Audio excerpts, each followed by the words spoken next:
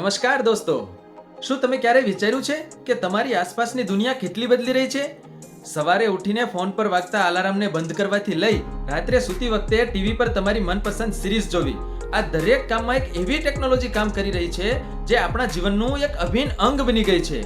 જ્યારે રસ્તા પર તમે નેવિગેશન માટે ગૂગલ મેપનો ઉપયોગ કરો છો ત્યારે તે તમને તરત જ રસ્તો બતાવી દે છે. મોબાઈલની સ્ક્રીન પર તમે નજર કરો છો અને લોક થયેલો મોબાઈલ તરત જ અનલોક થઈ જાય છે. તમે બોલો છો અને મોબાઈલની સ્ક્રીન પર તે જ પ્રમાણે ટાઈપ થતું જાય છે. આ દરેક કામગીરીમાં તમે અજાણતા જ આ અદ્ભુત ટેકનોલોજીનો ઉપયોગ કરી રહ્યા છો. આ એક એવી કમાલની ટેકનોલોજી છે જે આપણા જીવનને સરળ બનાવી રહી છે, વિશ્વને બદલી રહી છે અને સાથે સાથે આપણા ભવિષ્યને પણ. દોસ્તો, આજે આપણે એક એવી રસપ્રદ સફર પર જવાના છીએ કે જેમાં આપણે જાણીશું આ ટેકનોલોજી કઈ છે, તેનો ઉપયોગ ક્યાં અને કેવી રીતે થાય છે, તેના નફા નુકસાન શું છે, આ ટેકનોલોજીનો વિકાસ ક્યાંથી અને કેવી રીતે થયો, અને સૌથી અગત્યની બાબત કે આ ટેકનોલોજી આપણે વાપરવી જોઈએ કે નહીં. તો આવો જાણીએ. આ જાદુઈ ટેકનોલોજીનું નામ છે AI, એટલે કે આર્ટિફિશિયલ ઇન્ટેલિજન્સ. ગુજરાતીમાં કહેવું હોય તો કૃત્રિમ રીતે વિકસાવવામાં આવેલી બુદ્ધિ. આ એક એવી ટેકનોલોજી છે જેમાં કોમ્પ્યુટર અને મશીનોને માણસની જેમ વિચારવાનું, પ્રક્રિયા કરવાનું અને નિર્ણય લેવાનું શીખવવામાં આવે છે. જેમ માણસનું મગજ કોઈ માહિતીને સમજી, વિચારી, પ્રક્રિયા કરી અને પછી જવાબ આપે છે, તેવી જ રીતે AI ટેકનોલોજી પોતાની પાસે રહેલા ઉપલબ્ધ ડેટાનો ઉપયોગ કરી અને સમજી શકે છે, વિચારી શકે છે, નિર્ણય લઈ શકે છે અને પછી કાર્યો કરી શકે છે. ચાલો થોડા ઉદાહરણ દ્વારા તેને વધુ સરળ રીતે સમજીએ.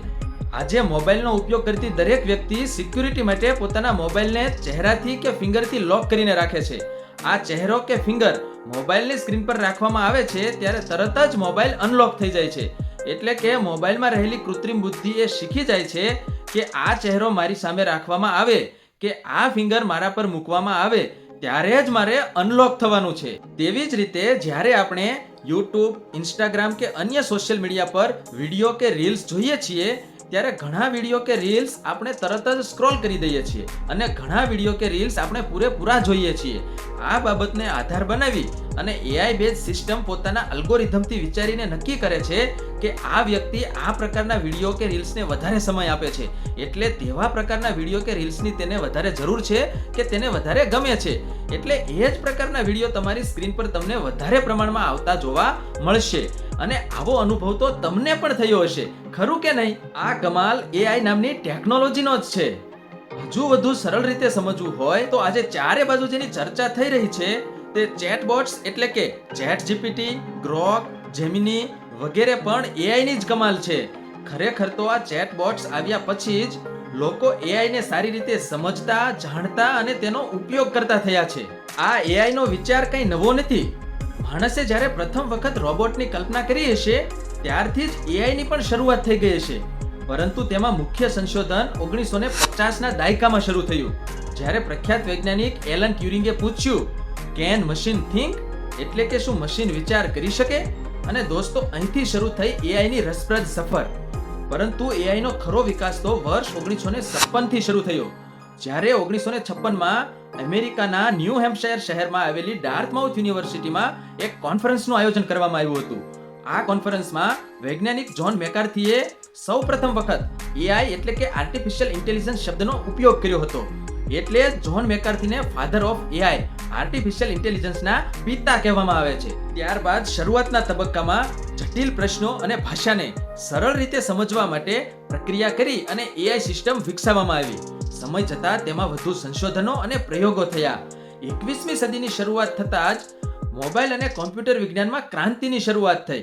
ધીરે ધીરે કોમ્પ્યુટર અને મોબાઈલ એ લોકોના જીવનનો એક હિસ્સો બની ગયા.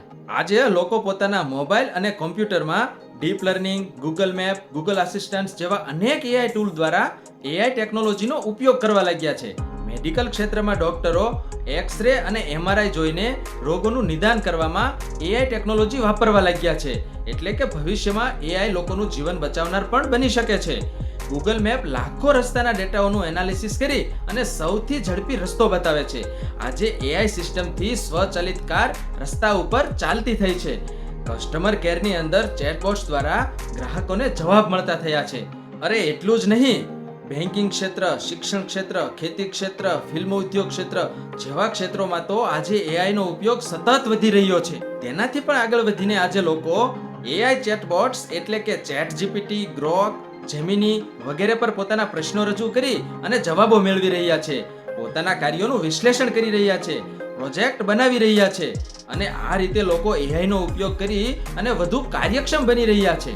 આ બધું સાંભળીને તમને થતું હશે કે કેવી ઉપયોગી અને કમાલની ટેકનોલોજી છે. પરંતુ કોઈ પણ ટેકનોલોજી હોય તેના ફાયદા અને નુકસાન બંને હોય છે. જો AI ટેકનોલોજીના ફાયદાની વાત કરવામાં આવે તો લોકો પોતાના રોજિંદા જીવનમાં આ ટેકનોલોજીનો ઉપયોગ કરી દરેક કામ ચોકસાઈ અને ઝડપથી કરી શકે છે. તેનાથી લોકોનો સમય અને મહેનત બચી જાય છે અને તેની કાર્યક્ષમતામાં વધારો થાય છે. સ્પેસ મિશન, ખાણકામ જેવા જોખમી કાર્યો AI દ્વારા મશીનો કરી શકે છે.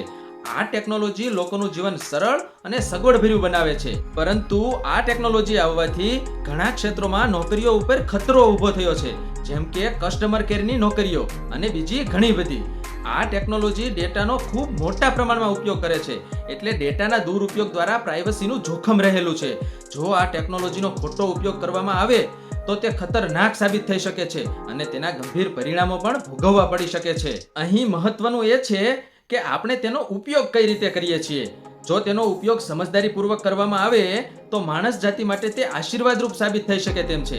જેમ વીજળી અને ઇન્ટરનેટ આપણા જીવનનો હિસ્સો બની ગયા છે, તેવી જ રીતે AI પણ ભવિષ્યમાં બનશે, પણ એના માટે આપણે તેને સાચી દિશા આપવી પડશે.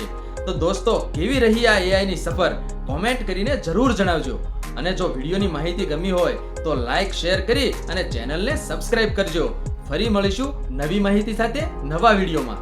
ધન્યવાદ.